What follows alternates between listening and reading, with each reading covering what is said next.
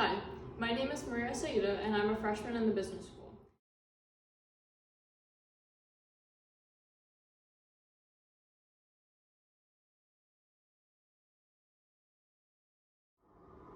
Now that we have learned more about Maria, let's see if she makes a perfect roommate. So Maria, what would you say is your biggest accomplishment? So, great question. In high school, I would say that my biggest accomplishment was the fact that I graduated in top 5 in my class. Oh, wow. So yes, I was 5 out of 347 students. So that approximately puts me in the top 1% of my class. So I got to walk out on the football field with 2 stoles, 13 cords, and a lot of pins. I don't know the exact number, but I do know it was a lot, and I worked really hard to earn all of that memorabilia. And it's something that I'm very proud of for working that hard all throughout high school. All the sleepless nights, it was worth it.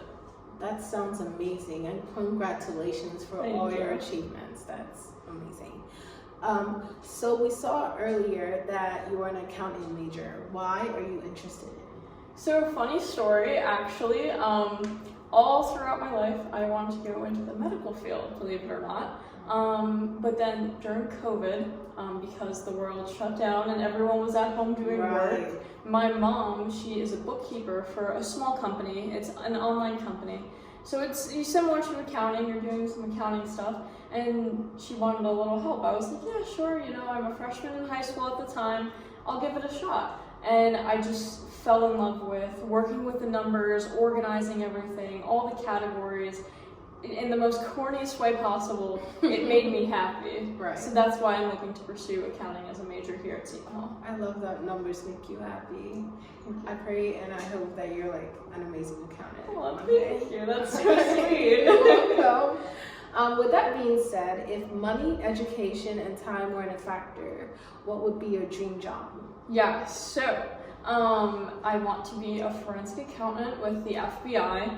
FBI is just a pipe dream, but I want to make it an actual dream. But yes, forensic accounting for sure is my dream job. I've always loved forensics. I remember when I was 10 in 4th grade, already watching CSI and 911. And I just love the forensics about it, and I always was geared towards forensic science. I always just loved the investigative side of it. It really makes you pay attention to detail and just focus in on things that most people don't always see at face value. And so being able to take forensics, one of my long-lived passions, and combining it with accounting, which is a more newfound passion, I thought it was the perfect mix of both worlds. That sounds amazing. Outside of your career, do you have any goals that you would like to work towards?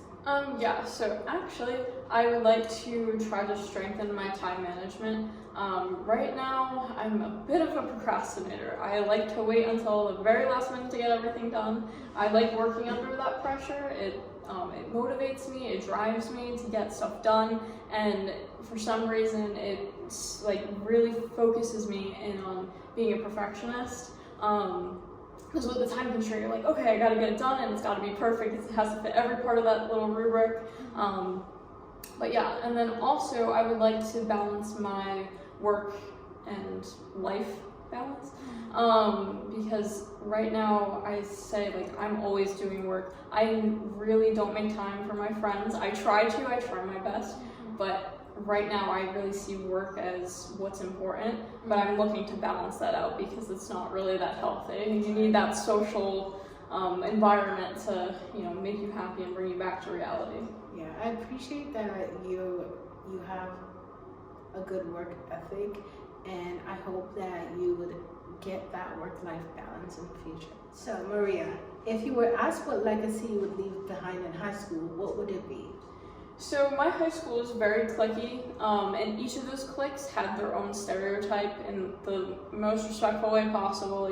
You had the jocks, the nerds, the band geeks, and they all really didn't get along. You could tell who belonged to what friend group, but I was the one who stood out because I tried to make friends with all of those friend groups.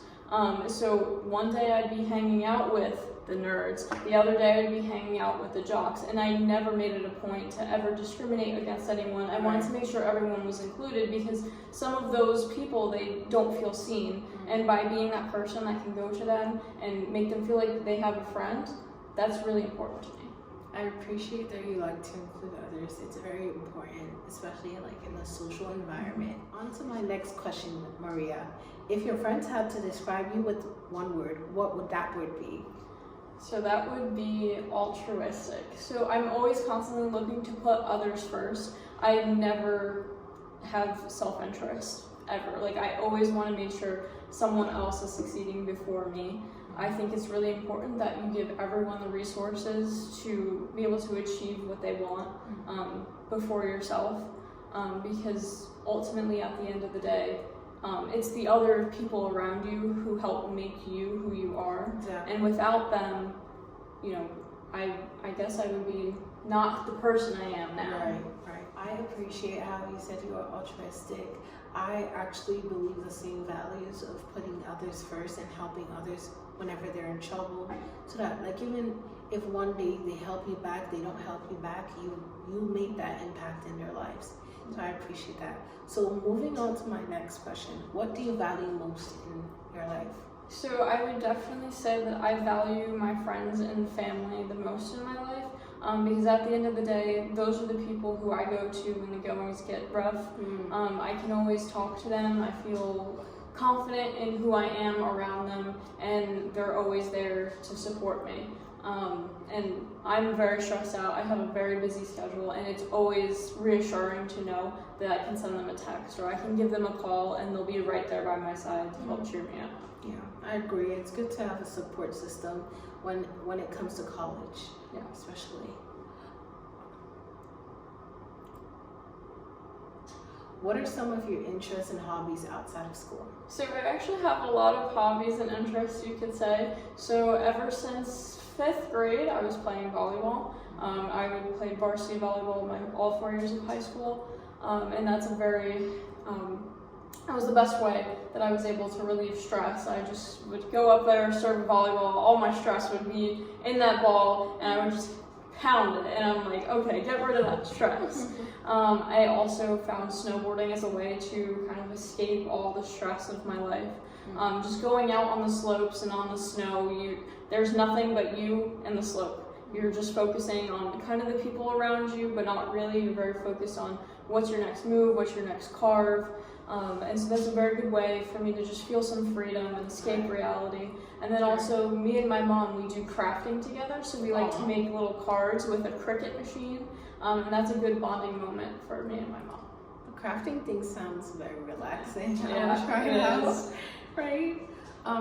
Moving on, what would you say is your favorite time of day? Oh, night, hands down, I'm a night owl. So, but I don't party at all. I'm not a partier. I don't find that lifestyle very appealing. But at night, that's when it's dark. My focus is in at night. There's no distractions, because when the sun's out, yeah, I love the sun, of course. Who doesn't love the sun? Right. But then it makes me think of fun things. It makes me think of all my friends, and I'm like, oh, I would love to go and hang out with them, but I have work to get done. But so it's just so distracting. But at night when it's dark, I'm like, okay, this is my time to kind of unwind and like focus in. So I rather night. Thank you so much, Maria, for sharing a bit about yourself. Now that we've looked into Maria's hobbies, strengths, and progresses, it's evident that she will be a wonderful person to live with. Maria is determined and ambitious, putting her own goals, career, and safety first. When asked about her habits, her answers show that she is an all-rounded person who will be excellent to be a roommate with. This demonstrates her responsible personality. Maria stands out as a great roommate candidate, prioritizing her peace and personal development. The choice of your first-year roommate can be a tremendous impact on your college experience. It's more than just finding a person to share a room with. You're looking for a kindred and delightful person, someone who shares your goals and values. You can possibly find such a person by taking Maria's advice. This is by prioritizing compatibility by asking questions that reveal both positive and compromisable things about a person. Trust is the core of any good roommate relationship, and Maria embodies that trustworthiness. Remember to use online platforms or roommate matching systems where people can submit through profiles, preferences, and backgrounds to identify potential roommates with similar interests and lifestyles. This can be done on eResLife if you're a student at Seton Hall. If it is possible, set up an in-person interaction like a lunch date to gain a better understanding of the person's personality and if they can be a good roommate match. Remember to choose cautiously because your roommate can become more than a simple living situation. They can also become a lifelong companion and a friend in your college journey. Thank you.